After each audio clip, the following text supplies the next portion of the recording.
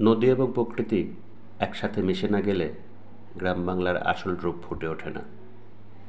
নদীর সাথে গ্রামের মানুষগুলোর হাজার বছরের সম্পর্ক, আবহমান বাংলার চিরায়ত রূপ।